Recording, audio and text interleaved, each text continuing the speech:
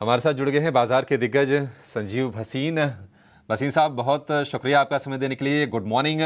बाजार ने तो 22,400 को भी पार कर लिया। भसीन साहब, आपसे तो बातचीत हो ही रही थी शनिवार को भी। आप एक व्यू दीजिए बाजार पर, और कोई अपडेट हो तो वो भी शेयर कीजिए।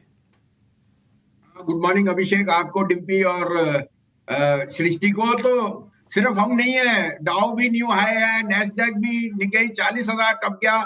और यहाँ नंबर्स तो जीडीपी के नंबर स्ट्रांग इंडिया में ही आ रहे हैं।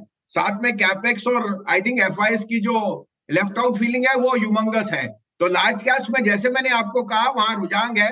आप याद कीजिए, हफ्ते से मैं कह रहा हूं कि metals are a very good proxy to a weak dollar. और मुझे लगता है डॉलर और बॉन्ड यील्ड्स और घटेंगे, which means metals as a proxy become very sweet. दूसरी बात, कल परसों आपने जिक्र देखा तो आईओसी ने एयरलाइन टर्बाइन फ्यूल को प्राइसेस बढ़ा दिए।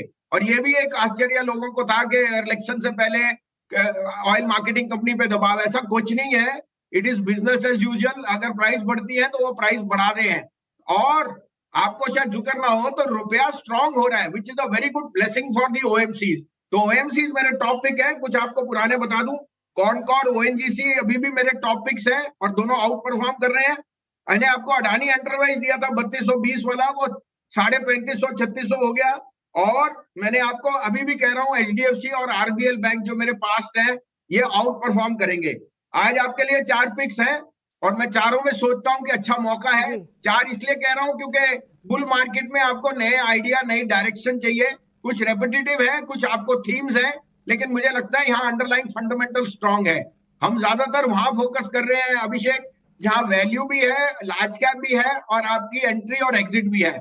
Take it with a pinch of salt के यहाँ आपको 8 से 10% रिटर्न जल्दी मिल जाए तो प्रॉफिट भी बुक करना सीखिए, क्योंकि मार्केट दोनों तरफ डायरेक्शन पे है, कोई सस्ती नहीं है।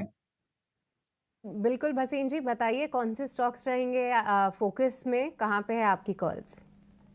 तो सृष्टि, पहला है एयू बैंक। मैंने फ्राइडे सैटरडे को भी आपको कहा था, एयू बैंक आर्ग्यूबली महाराष्ट्र को छोड़ के सारे रीजन में एक टॉप प्लेयर है, particularly in north, north east और सेंट्रल भारत।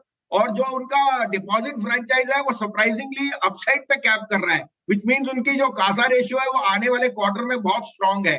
और अगर रूरल इनकम बढ़ती है तो AU bank becomes a very good proxy play for that. 625 का पहला टारगेट है, 650 का दूसरा, लेकिन 561 का स्टॉप लॉस रखिए। दूसरा मैं आपको फिर बोलता हूं, आईओसी 195 से 165-66 आ गया।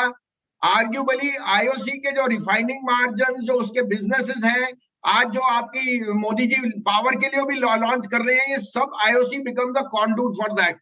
अगर आप इंडिया प्ले में एनर्जी लेते हैं, ONGC, IOC are the biggest conduit. 190 का भाव मुझे फिर वापस दिखता है। अभी आप 185 के लिए खेलिए और टारगेट स्टॉप लॉस रखिए 165। दूसरा एचपीसीएल, अगेन 600 से 505 560 में आपको मिल गया। 505 का आपका स्टॉप लॉस होना चाहिए और टारगेट होना चाहिए 550 का। HPCL again will come out with very strong numbers. और मुझे लगता है oil marketing companies because of a stronger rupee are in a sweet spot. चौथा है पतंजलि। मैंने पहले भी कहा, रूरल इनकम्स बढ़ने वाली है, सरकार की तरफ से फार्मर और को रिलेटेड जो एग्री इनकम्स है वहां पे ज्यादा वो होएगा। और आज की डेट में सबके पास एस्पिरेशन एंड पावर है।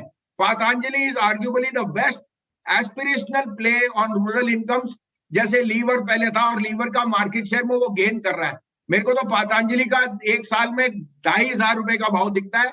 अभी 1900 के टारगेट के लिए लीजिए, 1510 का स्टॉप लॉस, लेकिन ये लेके रखिए, क्योंकि ये जो वेल्थ आएगी, अगर इलेक्शन में जिस तरह से स्वभाव चल रहा है, तो rural incomes will be the real kicker for driving growth on the consumption stock, जो 2 साल से कुछ नहीं कर रहे। ठीक है भसीन साहब, बहुत बहुत शुक्रिया, थैंक यू वेरी मच। आज फिर से टाइम निकाल के बेहतरीन शेयर्स देने के लिए और थोड़ा हौसला अफजाई करने के लिए भी बहुत बहुत शुक्रिया sir, thank you very much. आज टाइम निकाला आप।